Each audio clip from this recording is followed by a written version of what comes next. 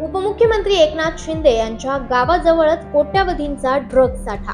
उपमुख्यमंत्री एकनाथ शिंदे यांच्या गावापासून काही किलोमीटरच्या अंतरावर आणि सार्वजनिक बांधकाम मंत्री यांच्या मतदारसंघात सापडला कोट्यावधींचा ड्रग साठा।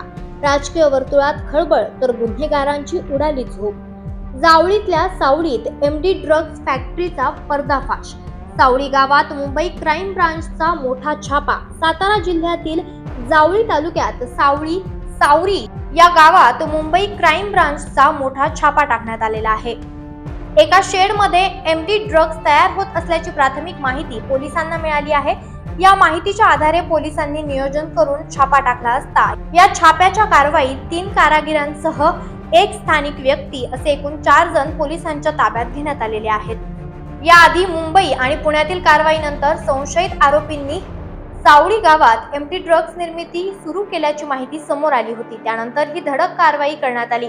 आता पोलिसांकडून पुढील तपास सुरू असून अधिकृत माहिती येईपर्यंत काही सांगता येत नाही। लोकनायक न्यूज